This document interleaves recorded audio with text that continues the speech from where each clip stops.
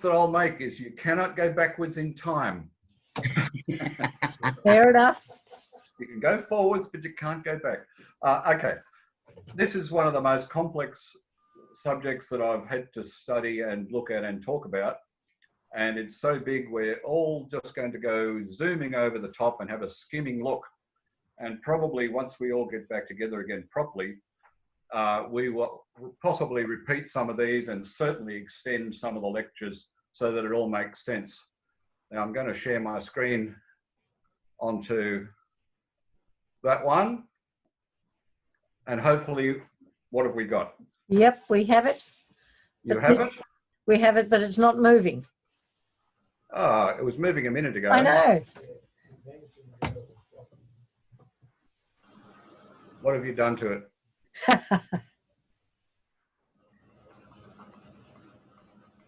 Okay. Let's go with that one. No? You've stopped sharing. Yep, now you are back again. I'm back again? Yep. All right, there we go. Time and exploration. And I particularly like that little movie clip that you've got there because it's women hitting each other on the head. Actually, they're hitting themselves on the head. That's actually out of a 1952 movie. We're going to explore time, and that means we're not going to examine what time is because it's so damn difficult. We're defining it. We'll look at some semantics, which is the language. We'll talk about the present and why we need to know time. We'll talk about natural times, keeping time. Later on, we'll talk about time travel and does it actually all really matter? There's a lot to cover and we haven't got a lot of time, as it were. So what is time? You can define it. It's passing of events, a change in state, but it always goes past, present, future, future, parent, past. That's what all things cover. And it's meant to go through that. And everyone thinks that's all very nice and it reads quite well. But does anyone actually know what time is? And Einstein thought time is what clocks measure. Now, he was a very clever man. And that's as good as he could come up with. He couldn't actually tell anyone what time was. He couldn't and never did work out whether time actually existed. You can't put it in a bucket. You can't hold it in your hand. You can't look at it. You can't feel it. You can't see it. You think you can. But Augustine of Hippo, whose name will come up several times, he was a clever lad back in 420. And Hippo is a place which is now sort of in Tunisia. And he had the famous thing, what then is time? If no one asks me, I know. That's fine. We all know. But if you have to explain it, you don't know, because you can't explain it. He had the trouble. Einstein in 1940, after all the work he'd done, he still didn't know what time was. And the word time is actually one of the most commonly used nouns in the English language. We can make up time, lose time, be on time, in time, spend time, take your time, go through all of those. Note the time, give me some time, waste time. If you're naughty, you can do time. It flows along, it moves along. We all thought time just continues going and going and going. You can waste it. It waits for no man or woman. Come on, I'm not going to go there. It presses. It can be a right time or a wrong time. It's used in music an awful lot. Time in a Bottle, I don't know if you know that one. Time After Time by a certain lady. If I could turn back time with the same lady, time goes slowly by. They're the first words of the Unchained Melody. So we have in the nick of time. Anyone know what the nick of time was? I don't. It goes quickly or it goes slowly. Passes you by, or the fullness of time. What's the fullness of time? You've never got enough time for anything, but you've got too much time on your hands. And of course, Shakespeare has about 25 different quotes, and I've put a couple down there. It's Injurious Hand, because he had a negative view about time. It always hurts, doesn't help. We always run short of it. But I don't want to go too much about that because, as I say, time is of the essence. And I've never actually worked out what that really actually means. And I'm not any better now either. So let's go and have a little look at that. Time, for most people, is cyclical. It goes round and round and round because it is. We have summer, winter, autumn, spring.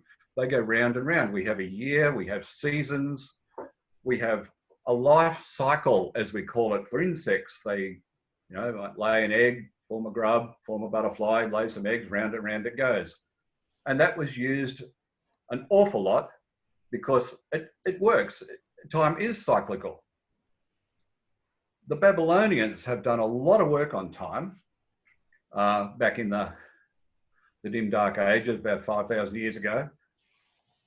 And their work is still used today because they happen to have a lot of spare time looking up at the stars. They actually worked out that there's a 18 and a bit year cycle, round we go again, in the way the stars work. And people who know tides, Cole, might know that there's a 19-year high tide that occurs right throughout the world.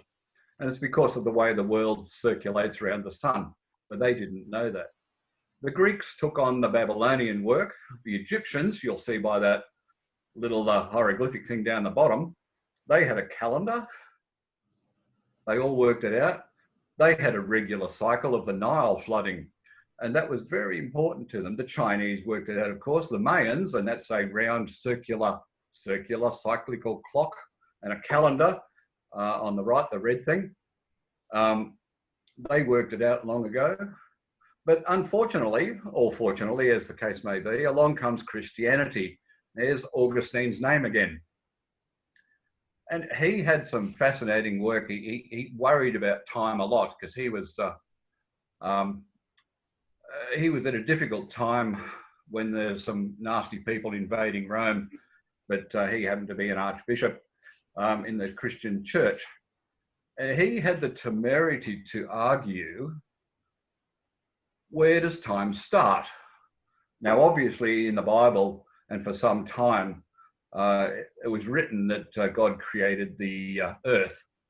Well, maybe that's when time started, but I'll just throw that one in there. But he said, well, if God created the earth, what was God doing on the day before he created the earth and the sun and the moon and the stars? And the other thing he worried about was, why did he bother? Now, because he's probably otherwise occupied with other things, why would he do all this stuff? And these were the sort of questions that Augustine of Hippo actually decided. And see that little star thing down the bottom there? I think Augustine needs a full lecture to talk about his history, because what a fascinating guy for somebody who's floating around down in 400 AD. As time moved on, because it does, they worked out, because the Christian people said, time starts here when God created the earth. So suddenly the Christians looking at time as a line, a singularity, a direction of one. It just goes forward. It doesn't go back. It doesn't go round. It starts there and it goes to the end. It doesn't go round and round. It goes forward. So Galileo, by the time he came around, and of quite a few other people, which I'll skip over, he started to worry about that because he had some scientific experimentation which started to involve time. He wanted to know, does it flow? Does it pass? Is it like a river? Rivers constantly changing. Is it like a river? How fast is it? Now that's an interesting question. How fast is time? I can tell you, there's an answer. It goes at 1 second per second, or 1 hour per hour. That, of course, is meaningless. Absolutely meaningless. Why do we need to know the time? Now, time obviously is different things to different people. If you're a primitive person just out there hunting mammoths or what have you, you've got the cyclical thing, light and dark, seasons, warm or cold. The only reason you need to know the time in some form or another was so that you could think about going hunting mammoths, you're not going to leave at mid-afternoon, are you? You're going to go out early in the morning. So you actually have to schedule yourself. You also have to think, okay, the fruit is coming out at this part of the year, and you have to keep tabs on when the fruit comes on, or the seeds come on, or the plants grow, or the wildebeest move along and migrate. That's the only sort of time you need to worry about. But the ancient cultures, once we started forming into villages and towns, it became more important. You'd have a market. What day is the market? Today, next week, 5 days, a month, in the morning or the afternoon? You have to start thinking of these things. You also might have to get labor to come in and do your harvest at a certain time. So you started to have to look at this. One of the big things, of course, was religion. No point holding a church service if you don't tell anyone what time it is. They all needed to come to prayer. Agriculture was critical, but they had more time on their hands, and so people started to think about it, what was going on with time. And that's where Augustine came in, of course. But the Greeks had a lot of time. The Greek philosophers worried about it. They thought it was more of a flow than anything. But they did a lot of work on time, but they didn't come up with any solid answers, although we'll talk about that later. By the time you had some medieval Western and Eastern cultures in that time, starts to dominate people's lives. These started to be clocks that appeared, and they appeared sort of in the 1300s and became very popular because of the so-called improvements. You want your labourers to turn up at a certain time and be there so that everyone's there at the same time.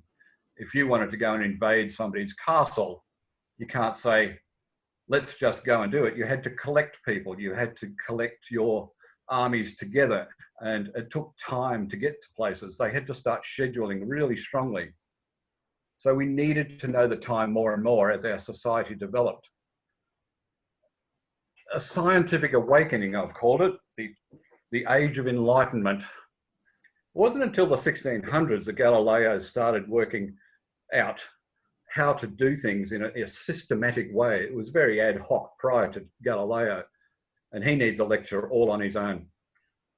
It's an essential requirement because he started to work with things like pendulums, timing things. He used to use his pulse to time things, and he suddenly decided that wasn't really good enough because when he got excited, it got a bit faster, so his calculations were out. But it became an essential requirement. We also started to look at navigation, which we'll talk about later. Industry needed to get things going.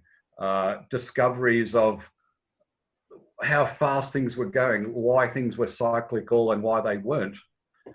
A whole stack of reasons in modern science that we need time. And you think about it, if you're running a factory, you want everyone to turn up at the same time. Now, where would we be without clocks?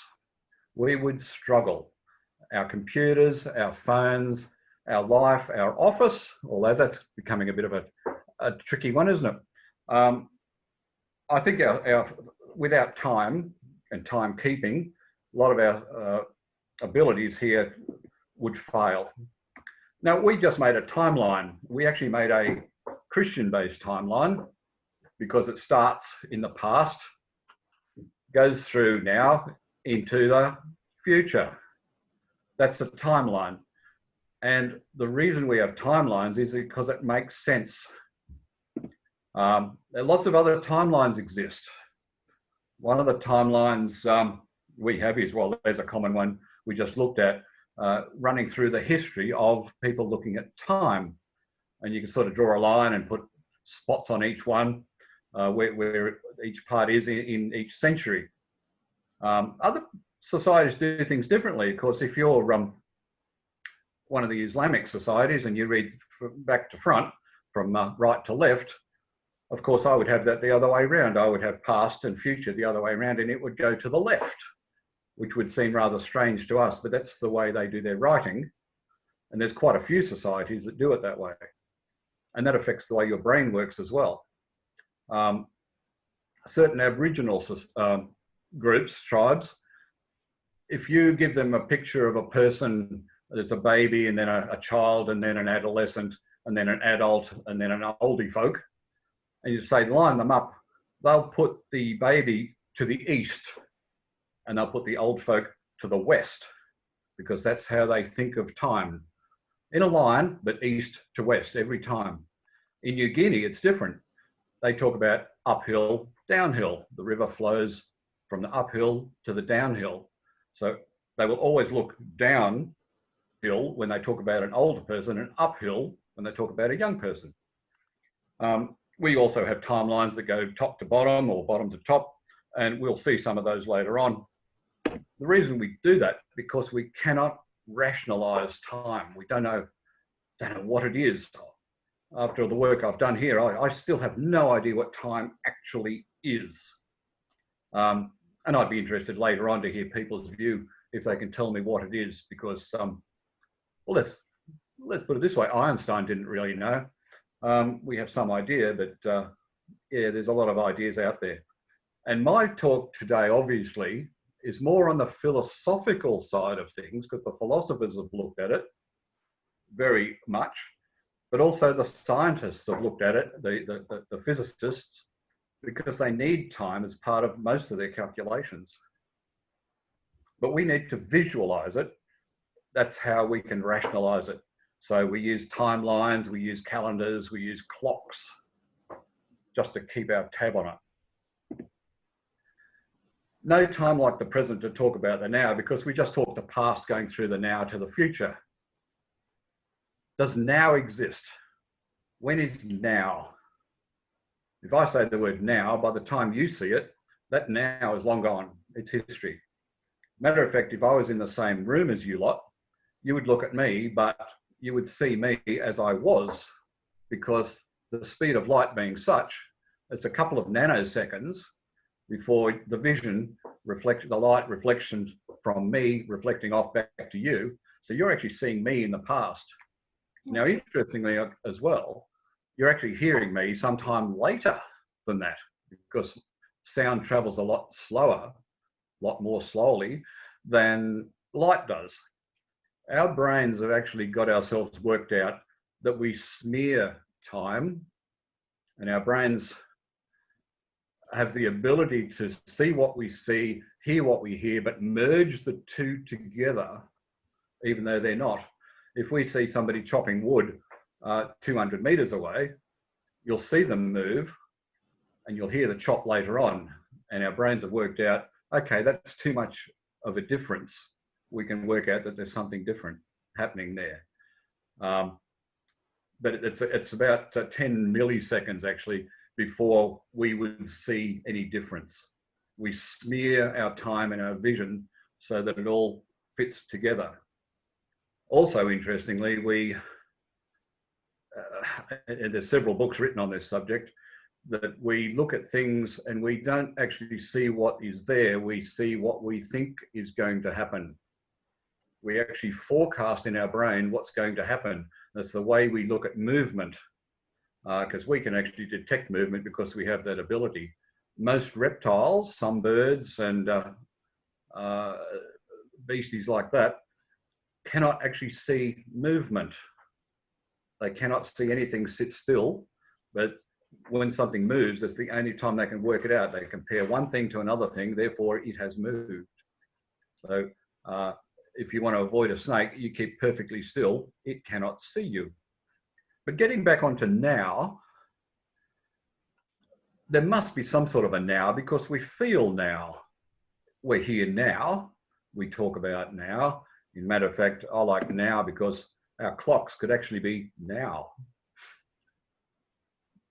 There is always a now, and we could live our life in the now. And I think Buddhist religions tend to handle that way. They want to live in the present, not worry about the past, not worry about the future, live now. So how do you feel about now? There has got to be a now, and a lot of philosophers have certainly agreed on a thing called a specious present. Now, specious means to be right or wrong, but really true. It seems real, but it's not really. But we all sort of agree to it, that 3 seconds is about the right sort of feel to now. And that 3 seconds is actually quite interesting. Most of the phrases that you'll see in literature, your line of sentence between commas, your line of a poetry in a stanza, the amount of time you stare at something, if you're more than 3 seconds, you're being a bit rude, but you stare at something, it's about 3 seconds and you've worked it all out. You know exactly what's going on with that object. 3 seconds seems to be a really interesting time. A piece of poetry, "'Twas brillig and the slithy toves did gyre and gimble in the wave." Each of those lines takes around about 3 seconds. So that seems to be part of our brain to work in the specious present. And that's quite an interesting little number to think about later. As we proceed along, a gentleman called Isaac Newton, and there's a younger view of him, he poddled along and he did some really good science, standing on the shoulders of others, apparently. He calculated, because of the way the world works and his mathematics, time and space are immutable and absolute. Immutable means it doesn't change. It keeps its form forever. You are in your space, in your particular location, and we are in a certain time, and that is it. And now that works in what we call classical mechanics, if you like. When you do your calculations of anything, how long will it take you to get to town today? How long is this lecture going to last? How long can I survive without a cup of tea? How far do I go here? What do I do? How heavy is that object? All of these things, when calculated using the methods of Newton, they all work. And that seems very, very comfortable and really, really handy. So time and space, they're set in concrete. They just exist. Time goes on at the rate of time, 1 second per second. That's it. The next part I've got here, work by a chap called Clausius. And as you'll notice, there's a star there next to Newton. He needs a whole lecture to talk about just Newton and his work. Another one, which I probably won't do, is that little set of numbers down there with a triangle and an S and a funny squiggle and a 0. All of the basic laws of gravity, of velocity, all these things, they all work in 2 directions. There's nothing wrong in the calculations to say that if I drop an egg and crack it,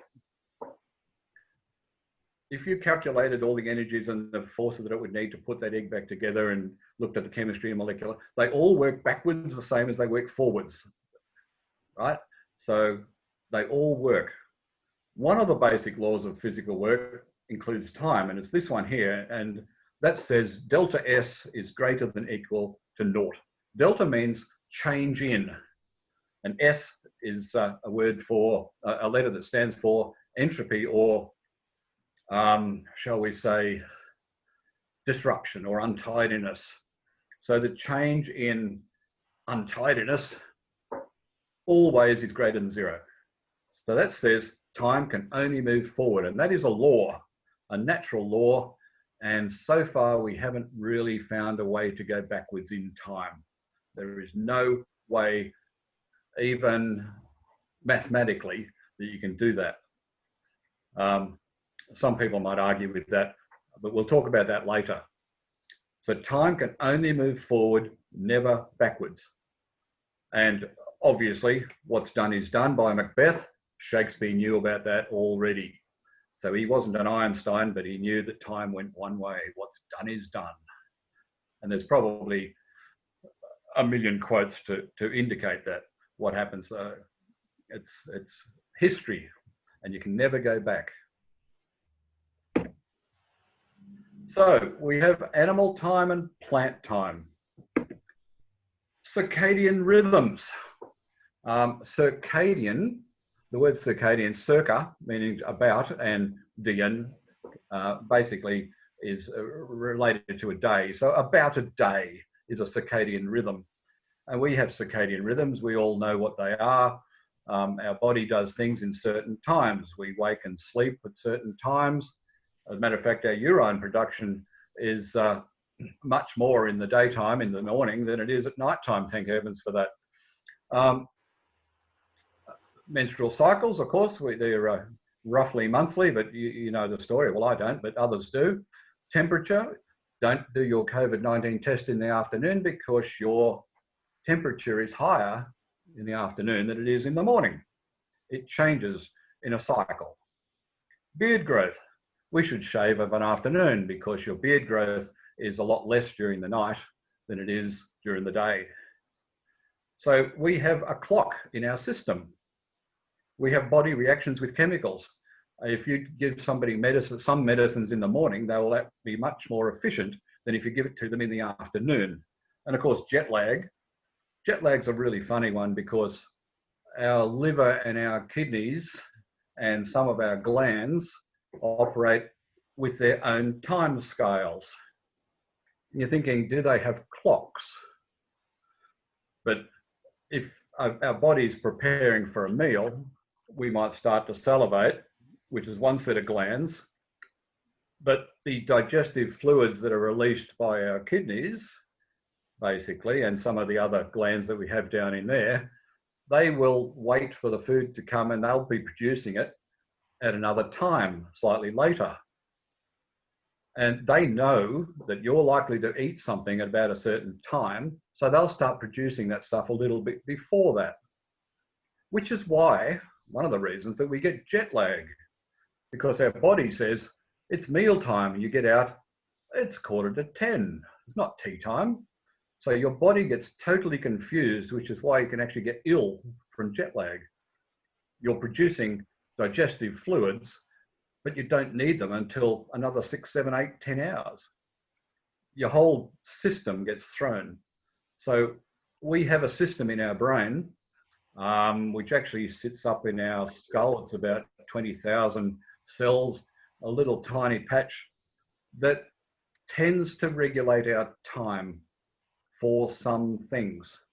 It's actually little patches all over the brain and through our body. If you remove them, time doesn't work.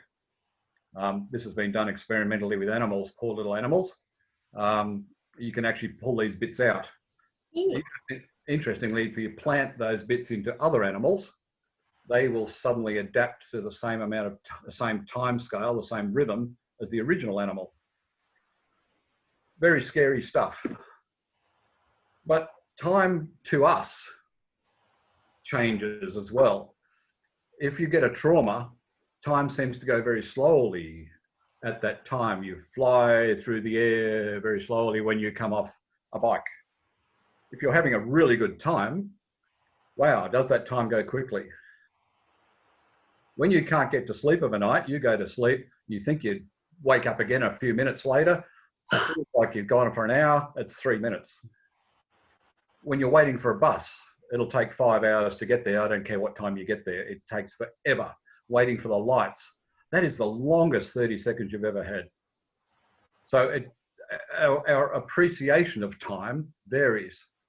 Our appreciation of time is also very affected by our body temperature. Now plants, they are affected, we know, by daylight, by temperature, and they produce seeds and flowers at certain seasons. That we think is related to the amount of sunlight, the length of the day. But the trouble is with that, a lot of experiments have been done where you put a plant that opens during the day in a cupboard, it will still open at the same time. So they also have some sort of a time regulation process somewhere in their system, and that is floating about. Animals, of course, we know about hibernation. We know insects that will suck on a tree for 15 years and after exactly 15 years will come out. Cicadas. 15 years. I couldn't count 15 years, and I couldn't suck on a tree for 15 years either. But we know about bears hibernating, although they don't actually hibernate. Dogs, rats, most animals have some sort of a time. You've heard of Pavlov and his dogs salivating at the bell. Well, a lot of his work was not actually about salivating, and it wasn't about bells. A lot of his work was about time. He actually got some dogs and he fed them at 15 minutes, and he fed them at 30 minutes, and he fed them at 1 hour, other dogs, and so on. And he found that he would have dogs salivating at 28 minutes. How did they calculate that time? They're dogs, but they started after 28 minutes to salivate because they knew they were going to get fed at 30 minutes. So they have an instinctively innate ability to tell the time. By the way, some humans are extremely good at picking the time. If you say, can you wake up at 5 o'clock? They'll wake up in a minute too. Some people might be like that. I'm not.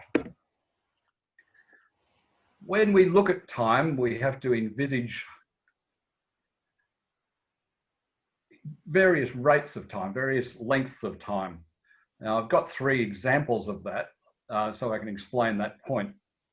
Geological time, massive stuff, very hard to grab. I've looked at lifetimes versus heartbeats, which is an interesting way of calculating time. And I'll talk briefly about surgical laser cutters. Geological time. There's a time scale, and ignore the graph. It's a rather depressing graph about ice ages and temperature where we are at. But it's also what we call a logarithmic scale, because the massive amount of time that's involved is just too big. And also this is a timeline that I was telling you about, starting at one point, 4.6 odd billion years ago, which is a long time, coming up to now. We see 100,000 years as a huge amount of time, 100,000 years, gosh, 100,000 years. You can't imagine that, but that is a blink in geological time. The Earth is slowing down. Back here in the on the left-hand side of that, you'll see a thing called the Ordovician. At that time, the Earth was spinning around the sun, same as it is now, but there were 421 days per year instead of 365. It's going back that far. The Earth is slowing down a few seconds every 100,000 years. It's about 10 seconds.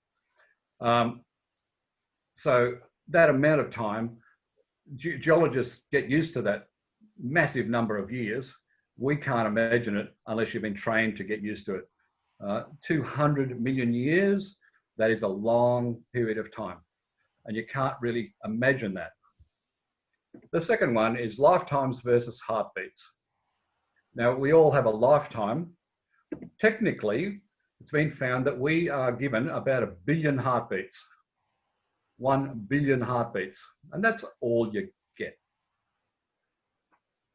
If you draw a graph of those, you look at the rate of those animals.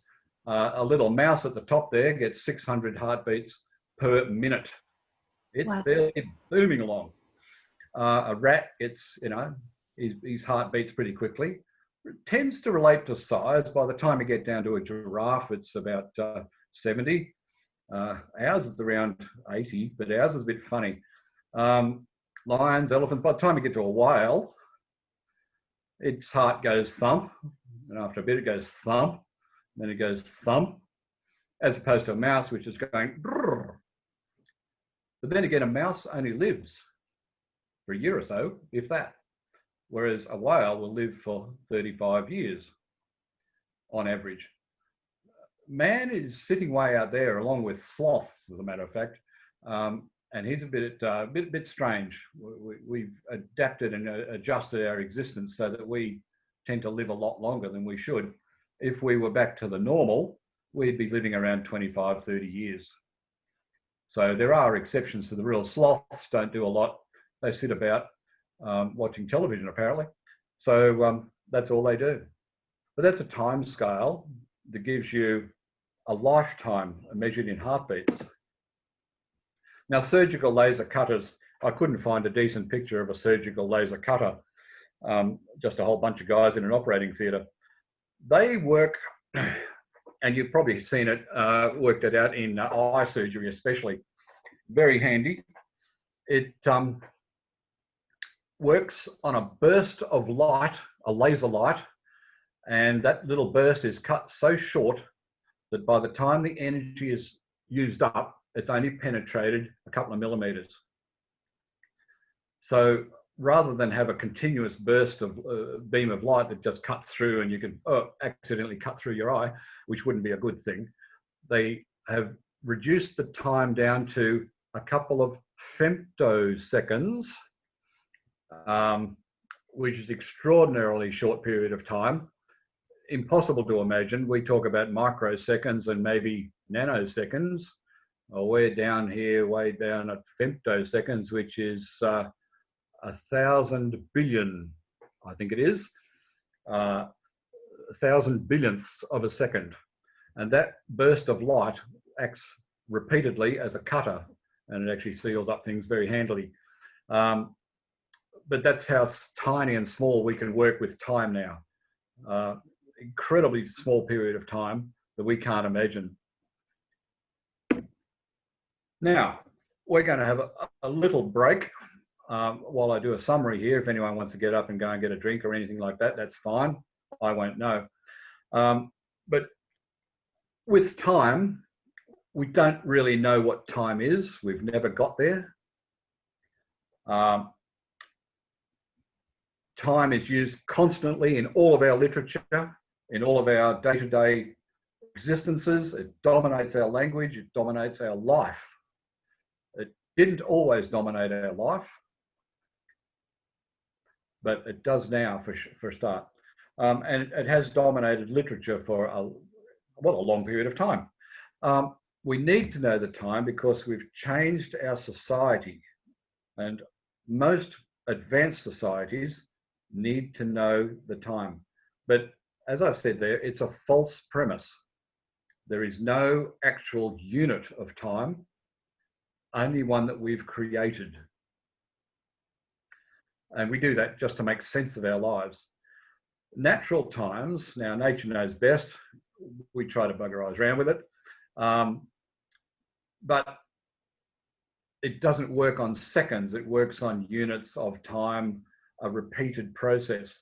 Most of the processes that nature uses are molecular chemical reactions that are repeated constantly, and we can feed those, but they get changed in terms of temperature and things like that. No time like the present, we can't agree or know how long now is. There's a whole couple of books I've read that say now doesn't actually exist. It talks about the future, it talks about the past. Everything that's in the future we don't know because we can't forecast that. We think we can, but we can't. We can't go back to the history, we can't go back to the past. We can write it down, but everything you see and write in history is simply your interpretation of what your brain tells you you have seen. The past doesn't exist anymore. There's only evidence that it has existed. And that evidence is misinterpreted or, shall we say, interpreted personally by every single individual in a different way. How many historians will talk to you about the Second World War and who did what to whom, and you'll read another book which says something very, very different, even though they're talking exactly the same, using personal experience, other people's experience, lots of literature, lots of evidence. Evidence is not evidence. It's the way you interpret the evidence. So we don't know about the past, we don't know about the future, and we can't even agree when now is. This, as I said, was one of the most difficult subjects I've ever had to work with. Time, according to various clever people, means lots and lots of very clever people, far smarter than I am, have looked at time, tried to work it out, and most have come to the conclusion that it'd be really, really, really, really, really good if time was taken as a constant. It flows, it just moves. That's the big difference. It moves. Everything else is constant in that you know where it is. You can hold a bucket in your hand, but you can't put time in a bucket. You can put water in a bucket and you know where it is. You can pour it out, you can follow it through. But if you can't hold time in your hand, you can't watch time. All you can do is look at a clock or anything else and say that's gone. In the past, they looked at history and said, it's just like a river.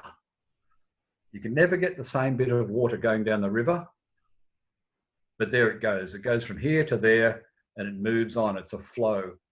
And that concept was used by most of the scientists, by most of the philosophers, most of the thinkers of their day. So they had to keep time.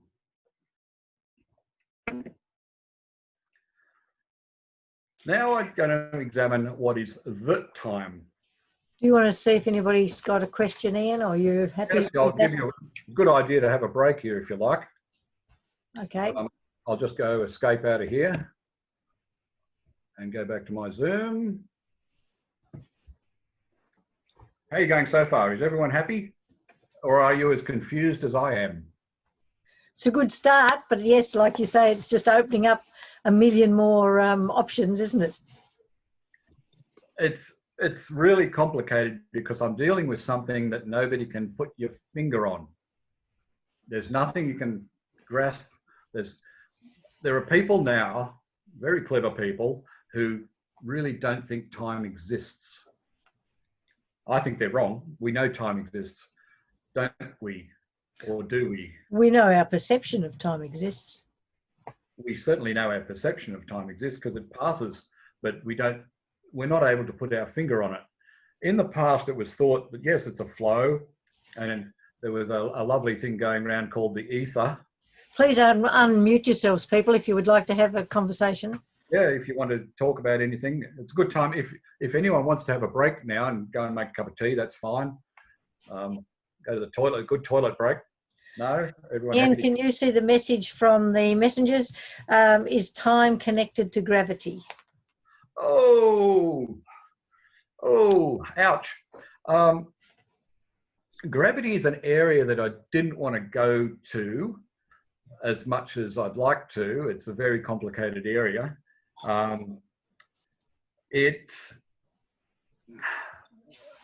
Most of the lectures I've given that have something to do with environment says that everything is related to everything else. So the answer is yes. The answer is yes. Gravity, and I hope certain physicists aren't in the room because I can't see them, I won't look, and they might smirk or laugh. It's been said that gravity doesn't actually exist either. But you have to assume one or the other exists. Time warp is really what gravity is.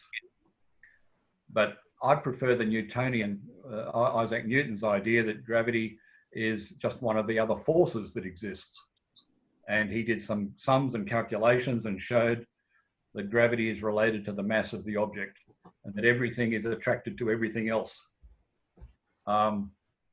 But yes, that's going to get into a whole world of hurt once we get... Alan, you've got a question? Yes, hi Ian. Can you hear this? I can hear this. Good, fine, okay. I can check the microphone. It's a question I don't really expect an answer to, but it's one I think it's worth raising.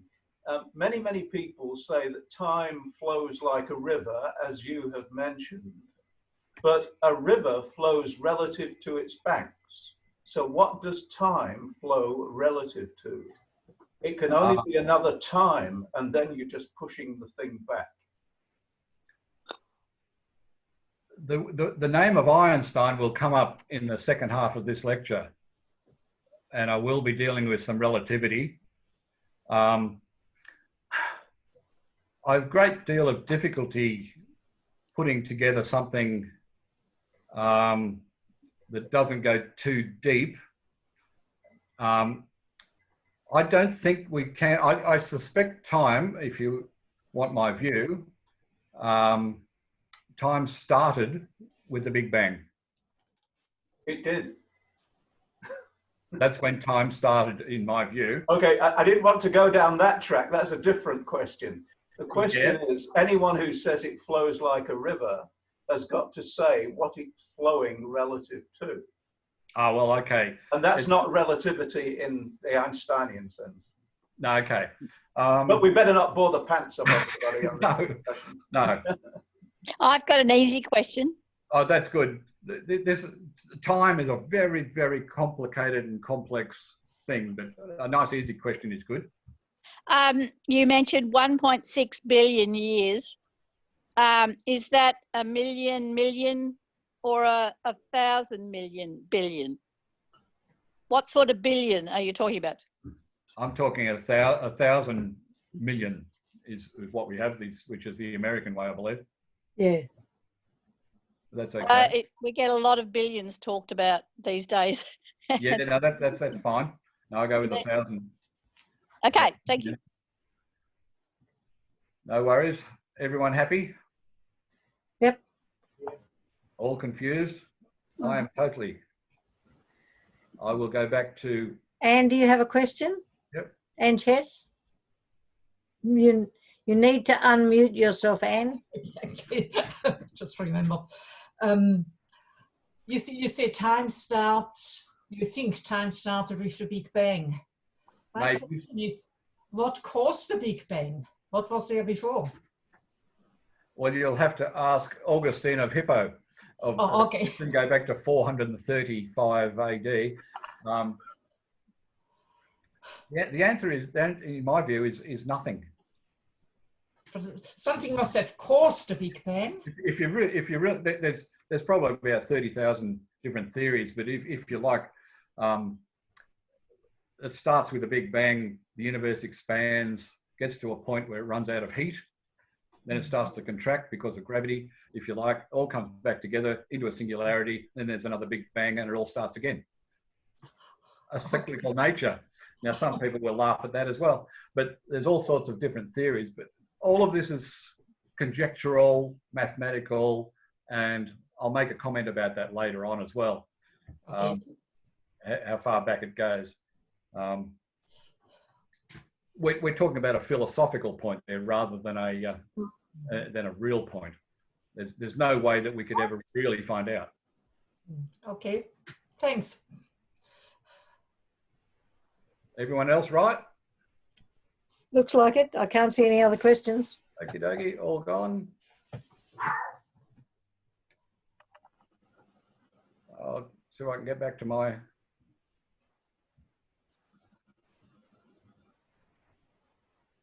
Hang on. Slideshow and continue on. Hang on, Ian, there's another question. Do we Yeah, have an... I've lost that question. Hang on. I had another question from the... what is the current thinking? Do we have an ever-expanding universe? Yes. There you go. Two quick answers. That got me out of that one. Yes, we are talking about an expanding universe. I get very confused when we talk about expanding because it's expanding away from everything. Everything's expanding away from everything else, which is rather hard to envisage if you're looking at something that's behind you. But yes, it is expanding. There's pretty reasonable proof about that. No other problems?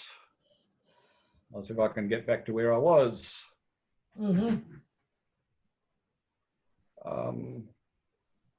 Which I might go Control F5. No. Okay.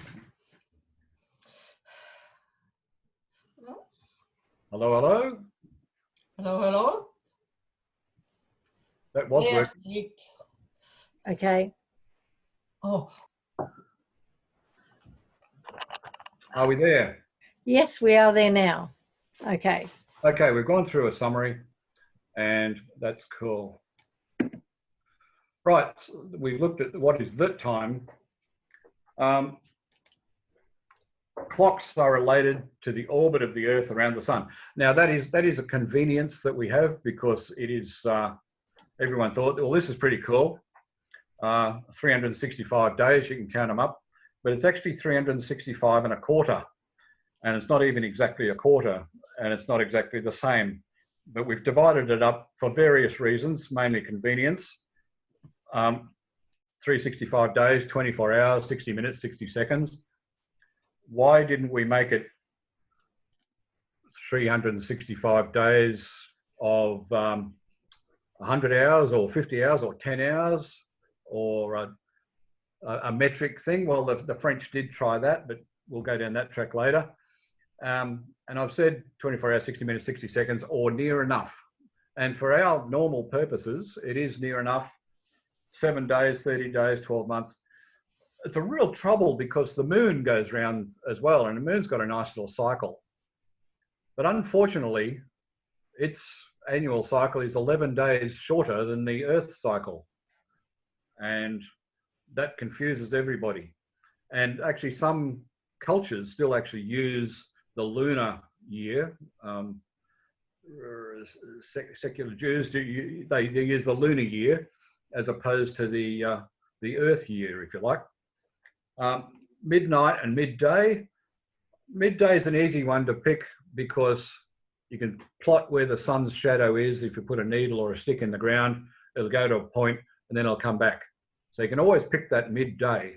That's not a hard thing to do. Anyone can do that. Stick a needle, and there's an awful lot of Cleopatra's needles floating around the world, and sundials we use. We'll talk about those later. Midnight's a bit more of a tricky one. It just happens to be halfway between the two middays. But if you really looked at it, midnight itself is nowhere near the middle of the night. It should be about 1 o'clock or so, 1:30, 1:15. And of course, those middays and length of days, they all vary every single day. Each day is shorter now up to a certain point, then it gets bigger and bigger and bigger, longer and longer. Interesting how we always talk about length of time, which is a physical measurement, because we have to visualize that timeline. But a second is just a random sort of a number. Why did we come up with 60? Because the ancient Babylonians worked on a base of 60. We use a base of 10 because we've got 10 fingers. Makes sense. But they used a base of 60 in their calculations, and it all springs back way from that time. The Greeks had to play with it. The Romans had to play with it. Other people have had to play with it, but we all come back to this 60 minutes because it's been stuck in our little minds, and that's just the way it is. It could be anything. It's just, as the Earth moves, it's so nebulous. I don't know if you can imagine, the Earth is spinning around, but it's also spinning around the sun as it spins around. And that's not an accurate sort of a number. It spins in a bit of an ellipse. But the sun is also moving through the galaxy. So it's spinning around the sun, spinning around the galaxy. Of course, everything's changing constantly. It's really a corkscrewing through the world, through the galaxy. And so there's no way that you could really, and this might answer your question a little bit, Alan, that relative time is really just a confusion. It's just a mess. It's just a random sort of a number that I think we've just chosen. Actual time, well, if you can define it, you're a better person than I am, and probably a better person than Einstein. He just thought it's what the clocks measure. We can set a clock and we can set it to a time, and we've chosen a second as being something convenient, although it's not really. But we have to keep working. And a little comment down the bottom, no collection of clocks. If you've all got watches on, they all will show slightly different time. We could blame Einstein, which you'll see later, that all clocks are going to be different anyway, no matter what you do. So that's a rather difficult one. Moving on. Clocks. I thought I'd look at clocks, and I know that certain people out there would like to spend probably an hour and a half talking simply about clocks because they are fascinating. They've got a massive history. We've talked about sun clocks and sundials.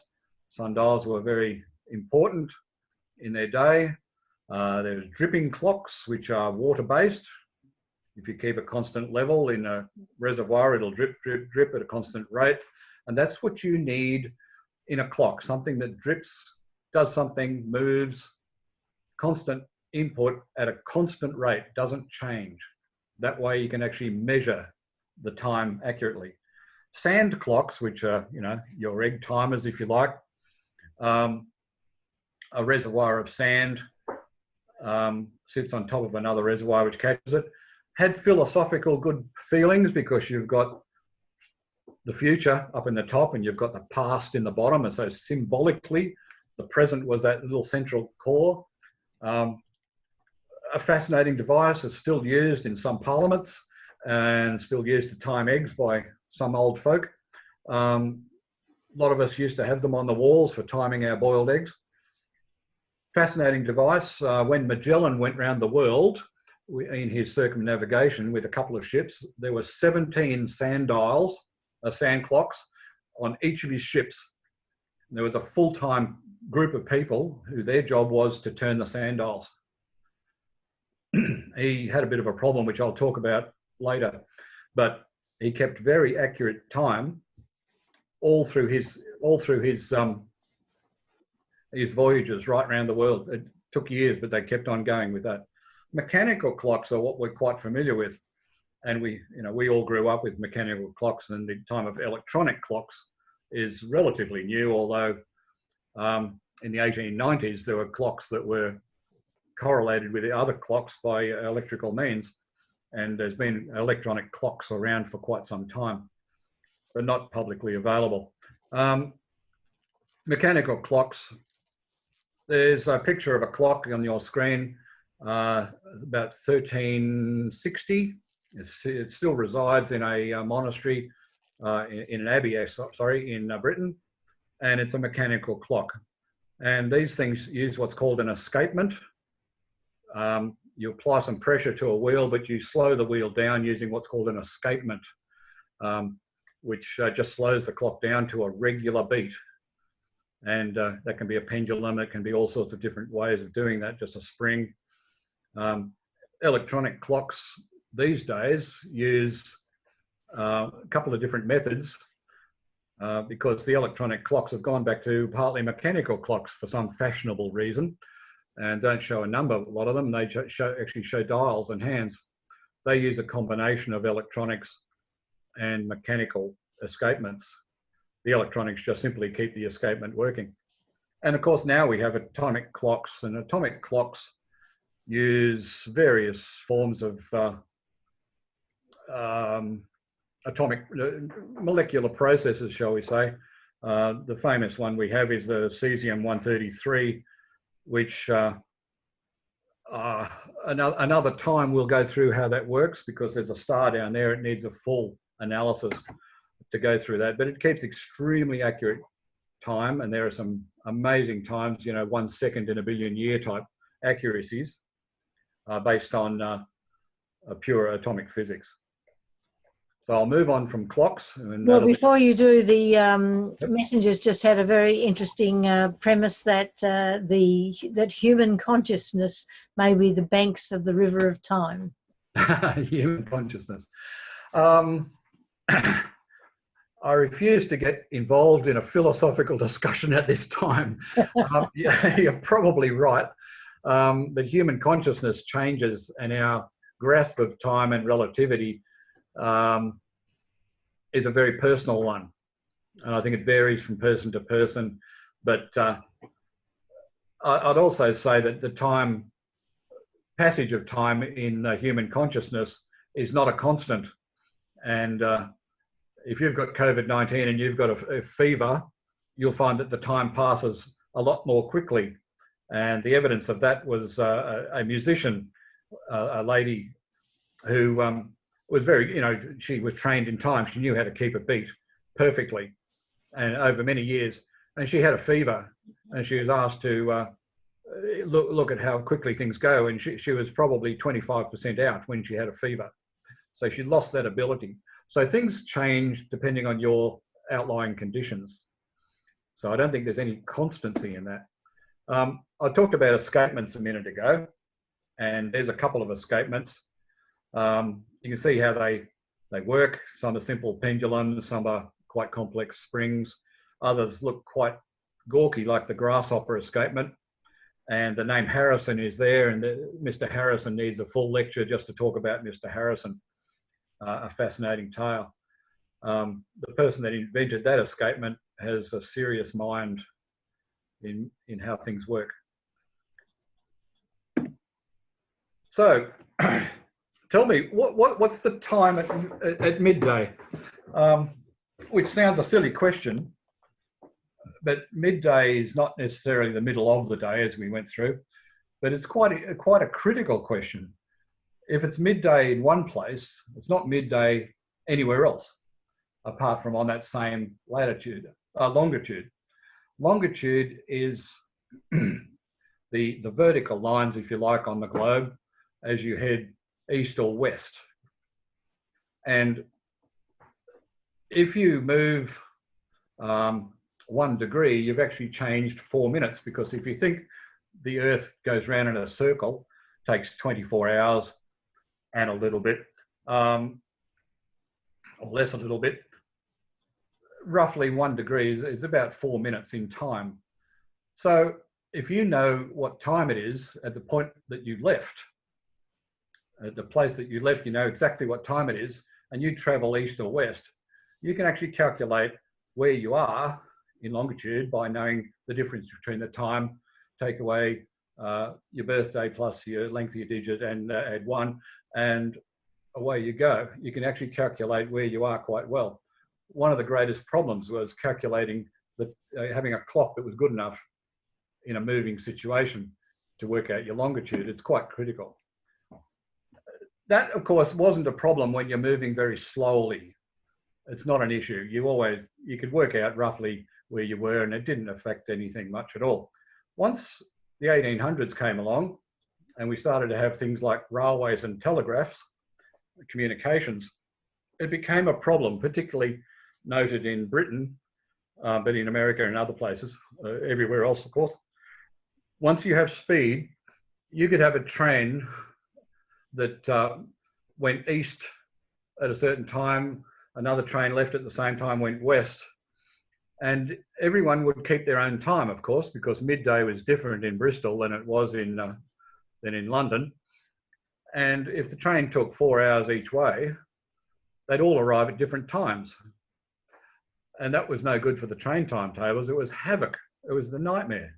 They also had situations where the telegraph, they'd send messages from London over to Liverpool, which is somewhat west. They'd have their time because the sun was right at the zenith at noon at a certain time. And in London, it was different. But the telegraph would actually arrive before it was sent. And that was a bit upsetting as well. So that got to a lot of confusion. And then people started to have to really think about that. And it took a lot of effort and a lot of time for people to get their heads around that. So they started looking at time zones. Say all of Britain was the same time. Let's set a time. People objected to that. People had enormous problems with that. I know when noon is. Noon's when it's at the sun's up. That's when it happens. You're going to tell me 12 o'clock's actually 1:45. That's not going to work. In America, at one stage, they had 140 time zones. 140, because people would say, my clock's right, set on 12 o'clock, that's it. And my business is that way. There was a lot of trouble at Broken Hill, because Broken Hill in New South Wales is about halfway between Sydney and Adelaide, give or take. So a train leaving Sydney at Sydney time would arrive at Broken Hill, and they had their clock, and it was very different to Sydney's time. So people didn't know what time it would arrive. So they had to have railway time, and that was set to Sydney time. Then they had local time. But they also then had to have trains coming up from Adelaide, and it had Adelaide time. So there were, they had 3 or 4 different times. They also had post office time, because post office time was different to railway time. And there was a period where there were 4 main clocks in the town, and you had to know which one was right, because they were all very different. But they worked out in the 1860s that these things had to happen. They had to start agreeing on times for various countries. Colonialisation gave a big problem in that you try and get the native population to say, well, this is what time is, and this is what time it is, because this is what time it is in Berlin, and here we are in eastern Namibia. It's the same time as Berlin. Well, it's absolutely meaningless to a lot of people, but it became quite critical. You can see why we need time. If you look at that globe spinning around, that it's sunlight some places, and even on the same continent, it's dark at other places. So you have to be able to work out where you are, so that you can actually start talking to people in a meaningful way. We still have trouble with it. Time zones. And again, you could talk for a year on this. There's just a couple of funnies. Because the Earth tilts, you'll notice, particularly in Europe, that there's a bit of an angle on some of those colours. That's because the Earth tilts a little bit, 20 odd degrees. And so the time zones change. But local politics also affects the time. Australia has 3, sometimes 4 time zones, depending on daylight saving, which we'll talk about. That makes sense, because obviously the Western Australians are so far behind us, it doesn't matter. But the sun comes up quite later. They're 2 hours behind us. But you look at the size of Australia compared to the size of China. Now, China in the 60s, I think it was, decided that this is all too complicated, having one time for one lot and another time for another lot, and our population can't cope with it. We're going to make the same time zone for the whole country. That's nice and easy. But you'll notice that Australia is actually same size roughly laterally as China. They've got one time zone. So when you wake up in Peking, it's still dark over on the other side of the country, but it's still the same time. So you're going to get up and go to the office anyway. There are real problems with that. Russia, for example, has 11 time zones. That must be a nightmare to deal with as well. There's also places like Chile, which is next to Argentina, which has a separate time zone, but Chile has the same time zone as half of Brazil. So it doesn't really work out terribly well for a lot of people. We could spend some time talking about the international date line and how that was established. The date line is one of the few places you could actually move somewhere and go back to yesterday. So you can go back in time, but that's the only place. The reason for that timeline is, well, it's an interesting one. I'll go back to Magellan. When he did his circumnavigation with his sand dials, he got to to Java, where he finally arrived, and said, "Here we are, and we've made it, and we've made it in so many days." And they said, "It's not Wednesday, it's Thursday." He said, "No, I've kept very accurate time. I know exactly where I am." But he was wrong, because he crossed over that date line and actually dropped a day. And that suddenly dawned on people that there was a problem where you had to turn from one day to another day, and they had to draw a line. The line is all over the place because some countries, for example, Samoa, dealt a lot with Australia. They were on the other side, and it was too difficult because of their trade arrangements, to keep chopping and changing dates. So they said, we want to be on the other side. And so they moved the line according to various little islands and places. You'll see the swerving around Russia and Alaska. That's just to make life convenient.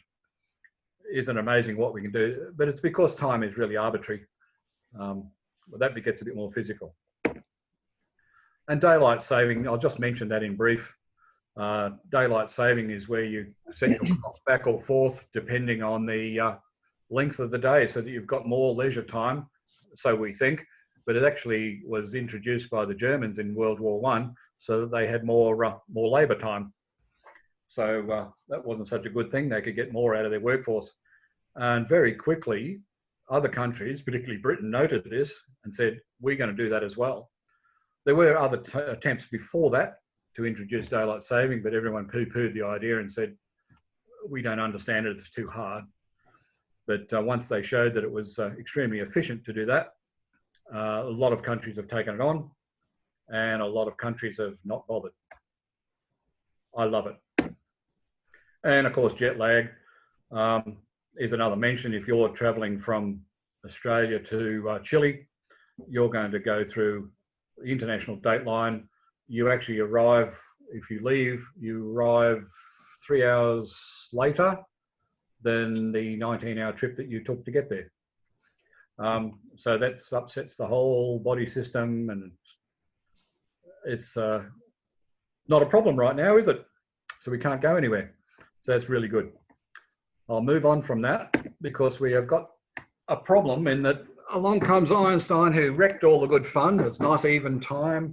Everything was wonderful. And he did some calculations in 1905 and a little bit before then, that put some papers out then, amongst all sorts of other papers. He was a bit of a producer in 1905. He was talking about Brownian motion and all sorts of weird and wonderful things, how big molecules are. And he worked out that the rate of time passing is not constant.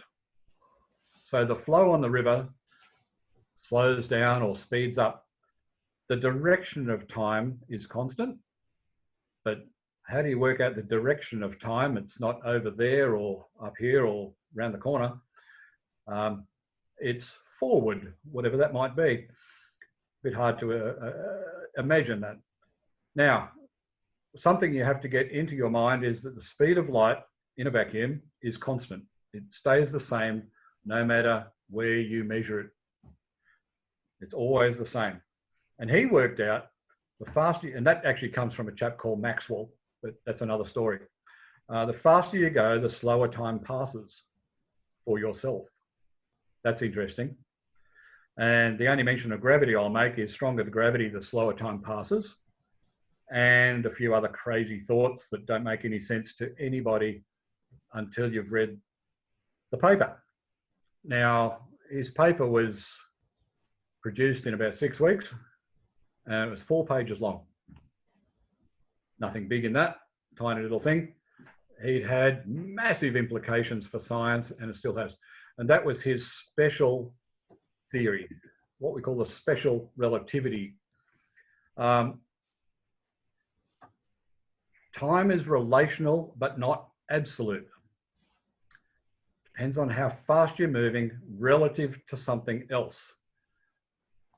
Now hang on to your hats, because this is not going to be, it's not that hard. We'll go with it. There's a train. You can see, oh, hopefully you can all see a train. Now you're all standing here at the crossroads, which is like we all are, I suppose, aren't we? Now I'm sitting on the train. I'm up there at the front of the train, and I'm traveling along at 100 kilometers an hour, and you're sitting still. Now, I'm traveling at 100 kilometers an hour relative to you. According to me, I'm just sitting on a train. I don't feel like I'm doing anything much. Now, if I ring up the guy at the other end of the train and say, I'd like a gin and tonic, please, Mr. Waiter, can you bring one down? Now, he makes his gin and tonic, my gin and tonic, and he walks down the length of the train towards the front. Now, I'm doing 100 k's an hour. He's doing about 3. But compared to the person on the ground at the crossroads, you, he's doing 103 kilometers an hour. He's going faster. According to me, he's doing 3 kilometers an hour. According to him, he's doing 3 kilometers an hour because he's in the same train. That's called a frame of reference. His reference point is the train. Now, just think, you've been on a train, no doubt. You've been sitting there, or an aeroplane doing 700 kilometers an hour, whatever. You pour your drink out into your glass. Because you're traveling fast, does the gin and tonic, does the tonic go streaming down down the carriage? No, it doesn't. Everything you do within that train is exactly the same as it is on the ground. It's moving the same speed you are. Nothing changes. That is the big point. Nothing changes for the person on the train. It's just like anywhere else, except it's moving relative to the person on the ground. For you, they're zooming along. For me, I'm sitting still. And everything I do, bouncing a ball, throw something in the air, talk to somebody else, everything I do, my whole body action doesn't change because I'm moving. I can't tell that I'm moving if I have the window shut. Einstein liked trains, which is an interesting topic. This all came to him about time. He was in a tram in Bern, and he looked up, there was the town clock, and he was going away from it. And it came to him that if he was moving really, really quickly, the light from the clock wouldn't get to him at the same rate as if he was standing still looking at it. It would actually slow down. The clock itself wouldn't slow down, but what he saw would slow down. So for him, time moved more slowly. And that was his basic thought. Einstein worked in thought bubbles, basically, a bit like somebody else I know. And that's an interesting little picture that I've got there. Which is moving?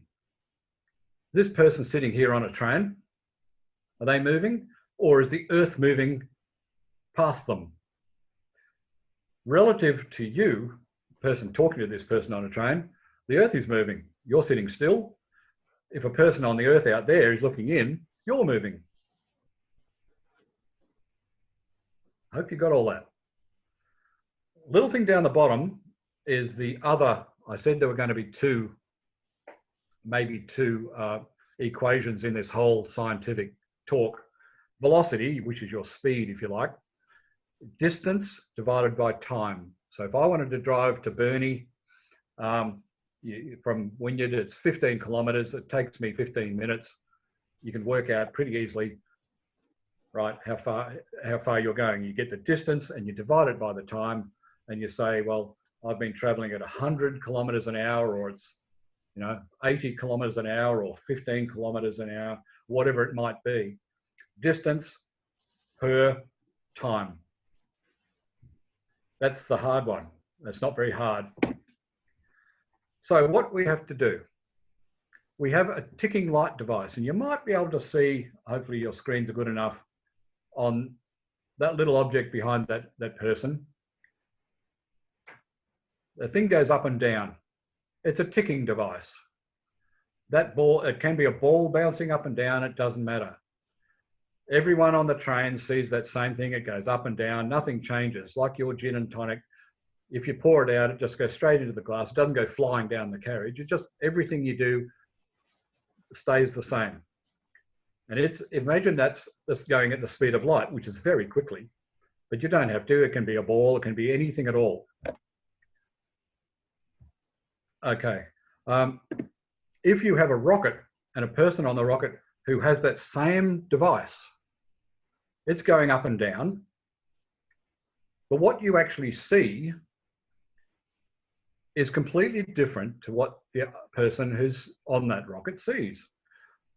The distance that travels up and down is greater for the person on the ground. They see very different things.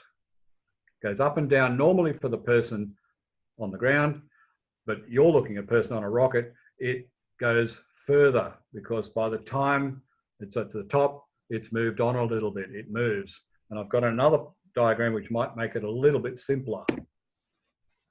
Something has to give because these two mirrors that this is going back and forth, they're the same distance.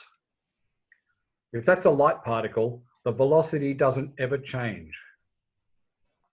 So the speed's the same, the distance is the same between the mirrors, but the distance that the particle travels is greater for one, but not for the other. So you've got two things saying different results, but they're actually exactly the same. The only variable is time. This is why the time is slower, because the distance is further. You divide one by the other, it has to be less. And you think this doesn't make any sense, but it really, really works. The time on the rocket, which is going fast, passes more slowly. Now, this doesn't seem to make any sense. Don't panic. He developed a general theory which looked at acceleration, where things are going faster and faster and changing speed. It took a lot longer. It was about 50 pages to work. And I'm not going to go into things like Minkowski space-time, where he says everything is related to 4 dimensions, which is your width, your height, your length, and time. We could talk about gravity, black holes, blah, blah, wormholes. Don't need to go there yet. Get your head around it first. Somebody else can talk about that because it's far too hard for Ian. Yes, I have delved into it, but needs another set of lectures to talk about. But the basic one, if you can go back and look at this one, where just get your head around that. For a person on the rocket, just goes up and down. For the person observing it on the ground, it has to go further, so therefore their time is slower. It actually happens. Now, I'll just briefly talk about the hordes of muons, which sounds like a lovely title for a book. But actually, muons are little particles produced by radiation from the sun. When protons come from the sun, they bombard the Earth. These muons are formed by collisions with the atmosphere, and they're tiny little particles. Now, they last almost no time at all. They move at almost the speed of light. They are very, very fast, and so they disintegrate extremely quickly. And we've made them on the ground. We know exactly what they do. But these ones are formed way up there in the atmosphere, kilometers up. Now, we can detect them down here. Now, how does that work? Because they would have disintegrated in the time that they came down. But because they're traveling near the speed of light, their time has slowed. So we can actually detect them here, and they pass through you by the thousands every second, because their time has slowed because they're moving that fast. Now, another one was around the world clock experiment, and some smarty bottoms got together and they got 3 clocks. They actually got about 5, but they got, say, 3 clocks. And they put a clock, all 3 clocks together, they set at the same time, extremely accurate cesium clocks, atomic clocks. And put one on a plane, which went east, another one on a plane that went west around the world, and left one in a laboratory in the States. They got the clocks back together again, and one of them lost about 50 nanoseconds, the other one lost 200 nanoseconds, and the original clock didn't lose anything. Now, why did this happen? Because they were going fast on a jet. They were going faster relative to the Earth, going the other way. And when they calculated it back out, taking into effect gravity and acceleration, blah, blah, blah, blah, blah, it worked. They had lost time because of their speed. The GPS process, I won't go through, but it uses a delay period because it's traveling at the speed of light, but there's certainly distance and they're traveling very quickly. They have to constantly adjust our GPSs because they lose time. Their time changes. Your time changes as the Earth spins, but time actually would mean that they're quite a few meters out if you didn't continually adjust them for their time. And the little things I've got down the bottom are just to throw you. Airline pilots and astronauts actually live longer because they travel quickly. Your head is younger than your feet because of gravity effect. Gravity also slows down time. And because of that, the upstairs clock runs slower than the downstairs clock. But that's just plain silliness. But it's actually true. It's actually true. People have put accurate clocks on the tops of mountains and had another accurate clock on the bottom of the mountain, and the one at the top of the mountain doesn't keep the same time as the one at the bottom of the hill. However, that said, common sense time, which is the one I like to live, is the way we can. It's the sensible, practical, real world. These time effects don't really come up until you've done 75% of the speed of light, which is down the bottom, and somebody's worked that out quite accurately. So Newton's stuff, the classical mechanics, works in our everyday life. You don't have to worry about slowing down time. And I've actually worked out that if you drive fast, you're actually going to be younger, right? You won't age as quickly, but it doesn't really work. So don't try and drive quickly. So I said I'd be talking about time travel, and here's where the argument starts. Future time travel is technically possible, sort of. And the only way that you could do it, now I'm talking in practical terms, if you like. If you got on a rocket and you were at constant acceleration so that your gravity remained the same and you could stay alive, and you kept that acceleration until you were nearly at the speed of light, you then had to slow down and return to Earth. In that time, you would have aged less than the Earth would have aged because you're traveling so quickly. So you would arrive a lot further into the Earth's future than you have aged yourself. And that is provable, and it's done. It can be done. The problem with that, of course, is you would need an awful lot of energy to do that, which you couldn't carry at this stage of the game. And there's a whole heap of other little problems that you would encounter, but it technically possible. But I put the philosophical point: if you went forward and met yourself, what would you do? Have a cup of tea? I don't think so. Now, going backwards, we've already discussed how it's not possible to go backwards. And the philosophical approach to that one is, if you went back and killed your grandfather, that would put you in an awkward situation when you went back to the future again. And so that's just not going to happen. So philosophically, it cannot work, but practically it cannot work. There is a little catch in that if you go into some rather complicated mathematics that you probably don't want to know about right now, and I tell you I don't either, there are some quantum reactions that theoretically occur instantaneously. There's no delay, they occur instantaneously. Now that is as close as you're going to get. And I think as long as we start talking about theory, that's a different world. So mathematically and theoretically, and particularly in the subatomic sphere, time travel is is possible. Practically, it is not. So I'm afraid, Doctor Who, you miss out. It's all very sad. Our time is up. And there's a quote from Shakespeare: "Time bids be gone, and thank you for your time. I'm out of here." So I'll stop sharing. There we go. And I'll take questions and abuse and usual sort of stuff. That was fantastic, Ian. And I'm really glad that we've got it recorded, because we can go back and have a look at some of those screens again and go through what you were saying. It was good. Yeah, well done, mate. Fantastic. Yeah, it's appreciate that. That's a light skimming over the top. You might see some of the complexities that I've skimmed over very lightly and just bounced off the top. There's enormous depth you can go into, which is a lot of it's beyond me. Some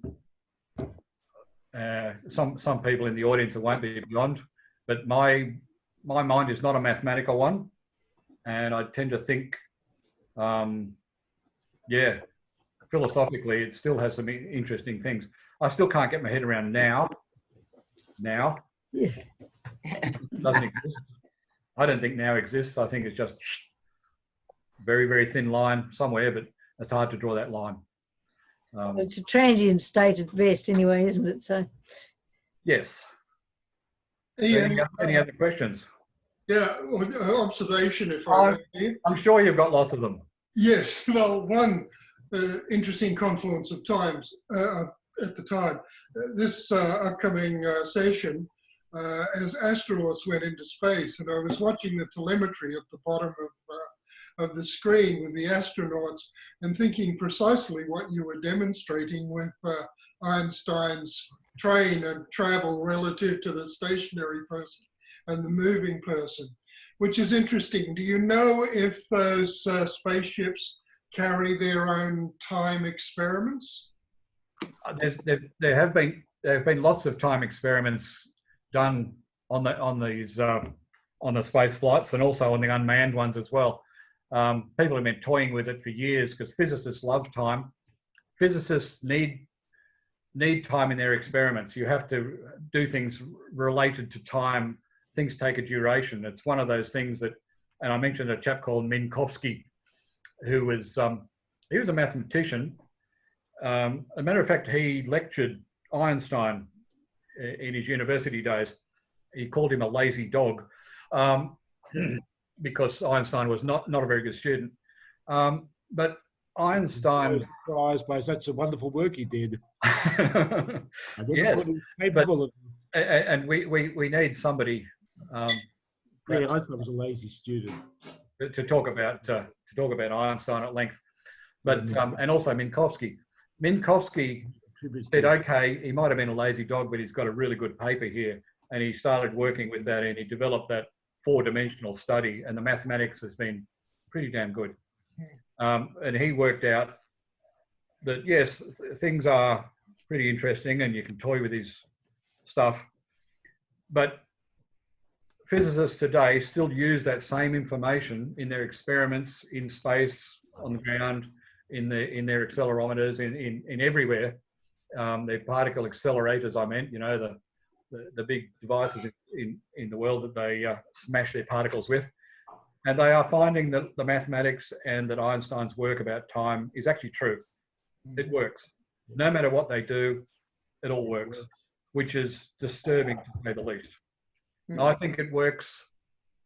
I have troubles working with some of the mathematical concepts because I don't understand the maths. But even so, I still think there are some conjectural and theoretical mathematics that are simply that. They may not exist in the real world, but they exist in the mathematical world. And I think that's some area that physicists struggle with, because you ask a physicist what time is, and they'll probably punch you. Because they don't know, they can't answer the question. Thank you. Bruce, could I just make a comment? Yeah, of course, not unexpected. Thank you. Well done, Ian. Excellent. Two things. In a previous life, when I was working on the radio telescope at Parkes, we regularly had probably the most accurate clocks in the world sent out from America and back, because they were called hydrogen masers, but you don't have to worry about that. But they were essentially accurate clocks. And when they arrived, time after time, we had to correct the time because they'd been traveling in the plane. So that really brought home to me just how important it was. I just saw somebody flashed up a comment about a grand unified field theory. How close are we? Quick answer is a hell of a long way away, because what you beautifully skirted around, which was the quantum entanglement and ordinary everyday happenings. Trust you to bring it back in, yes. But just finally, one comment from me. I just love the quote by John Archibald Wheeler, the American physicist, who said, "Time is what stops everything happening at once." I'm not going to get involved in a discussion. You don't have to comment. That's it. About a thing called causality, which we could go into causality, but where things can actually occur before other people see them occurring. And people can actually see things occurring, but they haven't happened yet. But we won't get our heads around. We won't get our heads around that for a little while. Ian, That's one of my names. Thank you. you talked about the femtoseconds. Femtoseconds for the surgical lasers, yes. Yes. Don't quote me on the number. It's 10 to the 13, I think. All right. I'm just wondering how, I mean, you can't even blink that quick. So how is it measured? I mean, how is time, and Ian and Alan was talking about correcting the clocks when they came back from America. But there has to be something by which you get it right. What is used and how can you be sure that it's accurate? I can answer that one. What we were using, the reason the clocks were coming at all from the States to parts and vice versa, was because of an astronomical body called a pulsar. The pulsars are actually the most accurate clocks we know of. We don't make those. And they are good enough, they're constant enough because they're spinning stars, that we can actually test the accuracy of our very best clocks. And our very best clocks, these hydrogen masers, in fact, are imperfect. And so we were using astronomy to actually give the most accurate time, which I just love because, of course, that's the way time was originally determined. The passage of time was accurately done with astronomical observations. Then we went to atomic clocks. And now we're back exactly where we were. The pulsars, or some of the pulsars, give us the most accurate time standards we know of and test out the accuracy of our own clocks. So what Alan's just done there is take us right back to primitive times, which is really good because everything's cyclical, everything goes back round, whereas other people think it's a straight line. Whereas I think things that may be cyclical. I think it's both. So it's really good. Just Thank you. One extra comment that people might enjoy. If you've never read them, there are 3 plays which are rather dated now. This is, of course, my other interest. The plays are known as the Time Plays by J.B. Priestley. And I strongly recommend reading those, although they're fractionally dated, because way, way back, more than 50, 60 years back, Priestley explored the concepts of cyclical time, branching time, and a whole the other times. They're called Time and the Conways. The other one is I've Been Here Before, and Dangerous Corner. Those are the 3 titles. If you get hold of those, they're freely available, by the way, on the internet. If you do, you'll also, if you like, read the works of H.G. Wells, The Time Machine. And there's been endless numbers of films about time machines, and you know, they're all wrong, but there's some good philosophy that's inside them because the people that wrote these things have actually gone back and had a look at it and said what's real and what's not real, and probably got themselves thoroughly confused, like most of you are right now. Anybody else got a question or a comment? I wanted to say I really enjoyed the picture of the mirrors, because that made sense to me a lot better than any of the other things that I've heard. So thank you. That's all right. I tried to make it as simple so that I could understand it. All right. Well, see you later. On that basis, I'll end this meeting. Thanks everybody, and the business of being muted until you're asking a question seems to work really well, and nobody is treading over the top of anyone else. And we'll have another scintillating session from U3A Wynyard next week. Thank you very much. Thank you all. Thank you very much. Thanks, Ian. Thank you, Reece. Thanks, Ian. Yes. See you soon. Yep.